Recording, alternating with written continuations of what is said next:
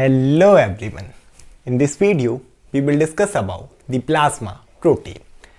Okay तो हमने जैसे प्रोटीन पहले भी डिस्कस किया था कि हमारा जो एक प्रोटीन मोलिक्यूल्स होता है it is consist of 20 amino acid. मतलब एक प्रोटीन 20 अमीनो एसिड से मिलकर बनता है, जिसमें से 10 होते हैं अननेसेसरी, मतलब जो कि हमारी बॉडी में पहले ही प्रेजेंट होते हैं, एंड 10 आर नेसेसरी, जो कि हम फूड से जब खाते हैं वो हमारे बॉडी को मिलते हैं। और हमने पूरी प्रोसेस देखी कि हमने राइबोसोम्स को बोला था ना जब हम सेलुलर ऑर्गेनेल्स पढ़ रहे थे कि ribosome is the protein factory, या it is also called as protein factory. इसके अलावा इसमें आरएनए का भी रोल था, because there are 3 types of RNA.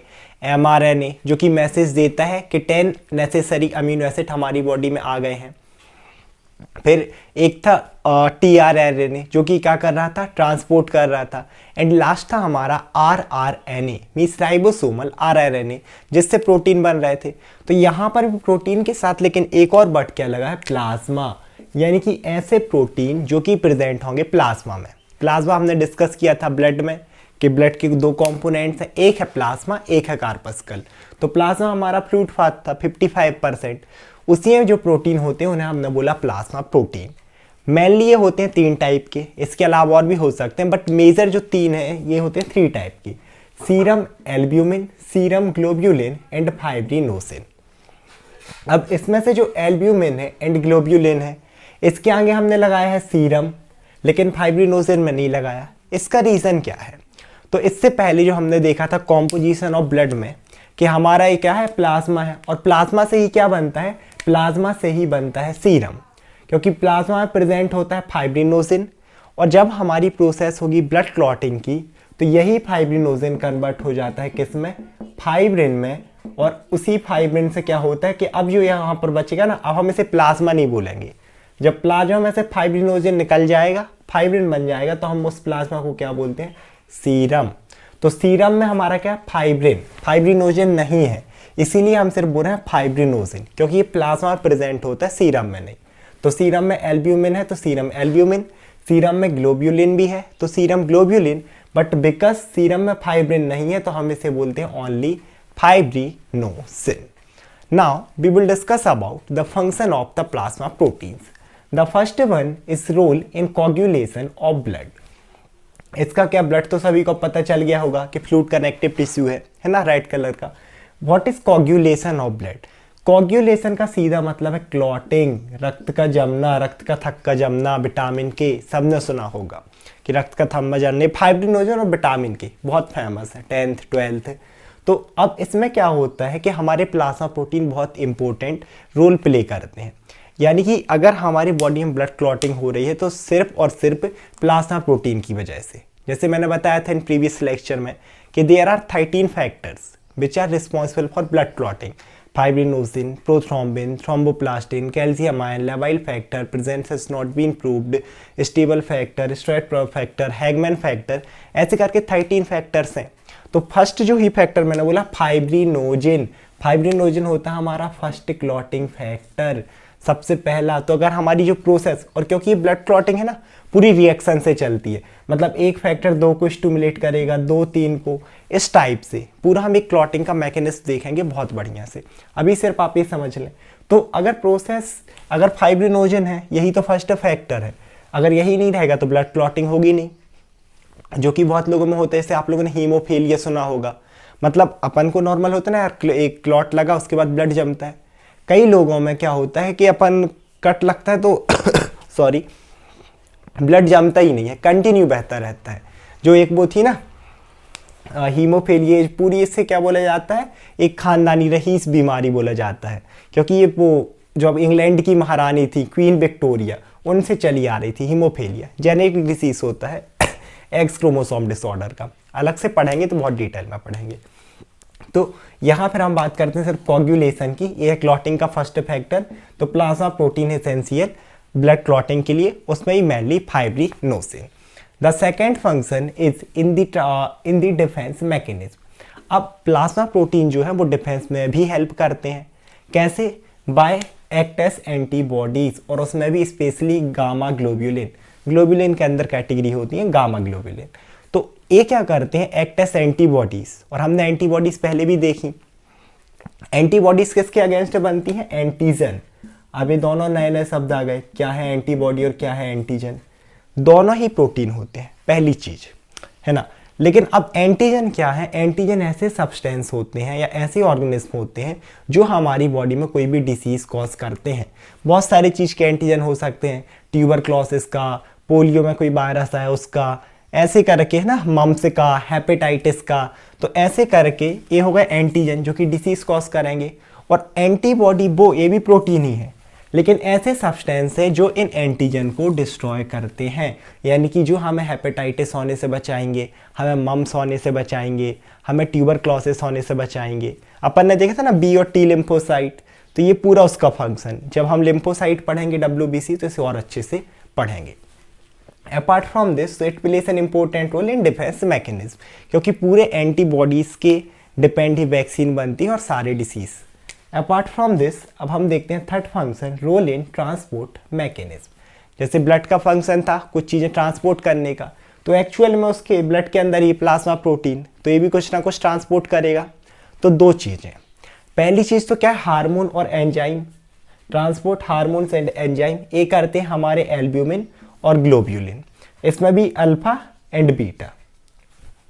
Okay क्योंकि यहाँ पर ने देखा अल्फा गामा का अपन ने देख लिया कि डिफेंस में है, तो अल्फा और बीटा का रहता है ट्रांसपोर्ट में। किस किस का? हार्मोन और एंजाइम। और इसके साथ हमारा जो ये रहेगा फिर से ग्लोब्यूलिन, अल्फा एंड बीटा, ये क्या करता है? ये तो ट्रांसपोर्ट करता ही है हार्मोन और एंजाइम। जैसे अपन ने ब्लड में देखा था ना कि हार्मोन केमिकल सब्सटेंस थे, ऑक्सीटोसिन वाला देखा था, मिल्क जैक्सन करा रहा था। सीक्रेट तो यहाँ हमारी पिट्यूटरी ग्लैंड से हुआ, ब्रेन में है, लेकिन अब वो पूरे ट्रैक्ट में कैसे जा रहा, फीमेल में यूटेरस में कैसे जा रहा, वो कॉन्ट्रैक्शन कैसे करा रहा, मिल्क जैक्सन कैसे करा रहा। तो ये जो ट्रांसपोर्ट होते हैं पूरे हमारे ब्लड और प्लाज्मा प्रोटीन की हेल्प से ही होते हैं। सेम एस हमारे ब्लड में मेटल रहेंगी, तो मेटल्स भी जो ट्रांसपोर्ट कराते हैं वो हमारे plasma proteins, mainly alpha and beta globulin. अब बोलोगे सर हमारी बॉडी में मेटल्स कहाँ से आ गए? बिल्कुल होते हैं। आपने 10th या 12th में सुना होगा कि हमारी बॉडी में इतना सोना होता है कि हम एक ब्लेड बन सकती है, एक खील बन सकती है। ऐसा रियल में भी है।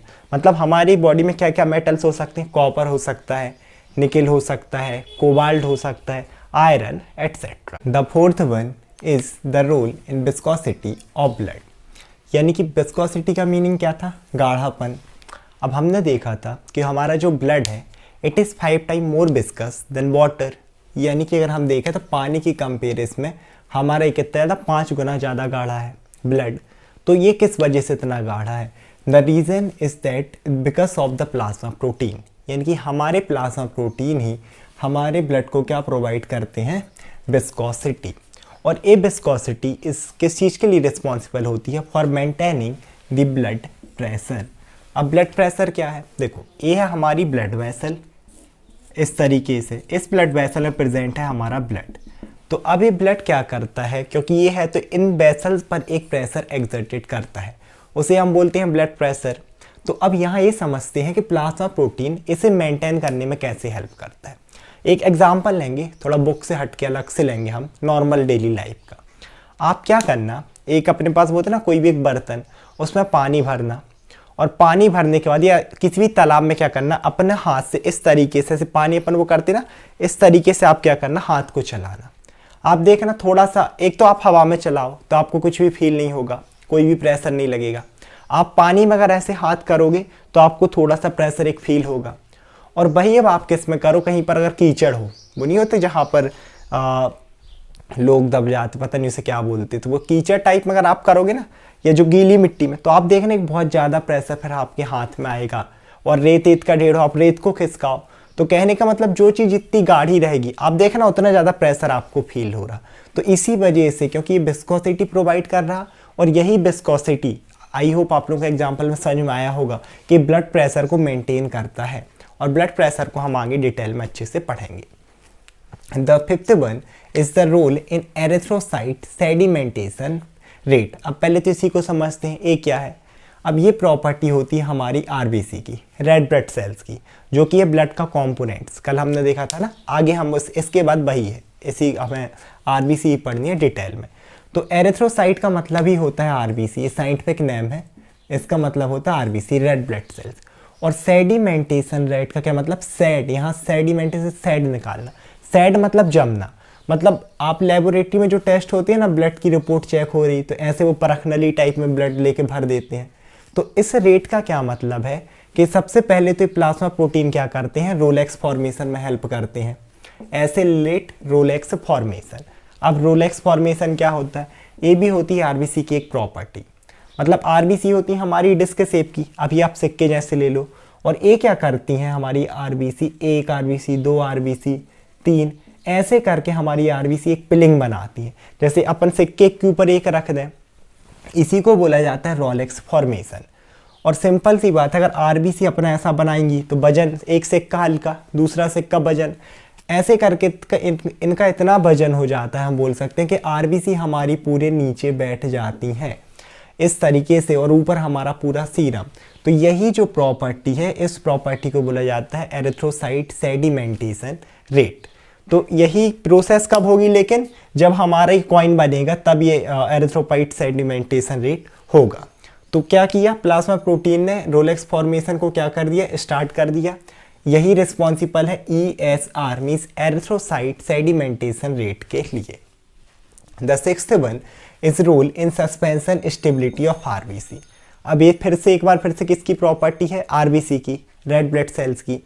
सस्पेंशन स्टेबिलिटी से अभी आप क्या समझ सकते हो, जैसे मैंने ये बताया कि कॉन लाइक प्रॉपर्टी को हमने बोला रोलेक्स फॉर्मेशन, कुछ इसी तरीके से अब ये जो हमारी आरबीसी बनी है, ये ब्लड में क्या रहती हैं कि जब तक, जैसे ये ब्लड था यहाँ तो ये जम रही थी नीचे, है ना क्योंकि यहाँ थी, लेकिन जब ये हमारे सर्कुलेशन में रहती है ना, तो ये जो मूवमेंट होते हैं, फ्लो होता है, हम बोल सकते हैं कि आरबीसी एक डिसिप्लिन में फ्लो होती हैं, एक डिसिप्लिन में तैरती हैं, उसी को बोलते हैं सस्पेंशन स्टेबिलिटी।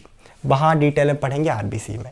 तो इस स्टेबिलिटी या इस डिसिप्लिन में भी हमारे प्लाज्मा प्रोटीन हेल्प करते हैं। The last one, they act as reserve protein. इसका क्या मतलब हुआ, रिजर्व प्रोटीन का, इसका ये मतलब है कि अपन ने ऐसे ब्लड के एक फंक्शन देखा था न्यूट्रिएशन वाला या फिर स्टोरेज वाला, कि अगर कोई व्यक्ति मतलब होता है ना कि फ्लूइड लॉस हो गया, इलेक्ट्रोलाइट लॉस हो गया, तो एनर्जी दे रहा था, एक्चुअल में इसी का फंक्शन होता है। मतलब यदि क्या है, कोई व्यक्ति एक है जिसका क्या है, उपवास है ना, ड्यूरिंग फास्टिंग व्रत है, तो अब सिंपल सी बात है, वो खाना तो खाएगा नहीं, या तो कोई फ्रूट्स खाएगा या वाटर, तो इनएडिक्यूट फूड सप्लाई होगी, मतलब inadequate intake of food. Inadequate means अपर्याप्त, जो कि पर्याप्त नहीं है। और अगर फूड ही नहीं खा रहा, तो हम बोलते हैं ना कि प्रोटीन, अमीनो एसिड तो फूड से ही मिलेंगे, लेकिन क्योंकि फूड ही यहाँ पर इनएडिक्यूट है, तो प्रोटीन भी इनएडिक्यूट इनटेक होगा। मतलब प्रोटीन हमारी बॉडी में पर्याप्त नहीं है ना, जो हम इनटेक नहीं कर रहे। तो अब ये तो चलो अपन ऐसा नॉर्मल व्रत रह रहे, अब मान लो रोजा वाला कि पानी भी नहीं पी रहे, तो अब उस व्यक्ति में सुबह से शाम तक काम तो वो करते ही हैं, हमारे यहाँ कई बार कॉलेज आती हैं लड़कियाँ, रोजा चल रहा, तो अब वो सोचो इतना काम कैसे कर रही हैं, कॉलेज में है तो 5 घंटे कोई कैसे बिता रहा बिना पानी और खाना के। The reason is this plasma protein. यही प्लाज्मा प्रोटीन किस चीज़ के लिए यूज़ होने लगते हैं, utilized by the body for the production of energy. जो हम खाना खा के एनर्जी प्रोडक्शन करते हैं, वही एनर्जी अब इनकी बॉडी में क्या होने लगते हैं, ये प्लाज्मा प्रोटीन देने लगते हैं, और उनकी बॉडी लगभग ऑलमोस्ट नॉर्मल फंक्शन परफॉर्म करती है। आई होप आप लोग को वीडियो समझ में आया होगा। Thank you so much everyone.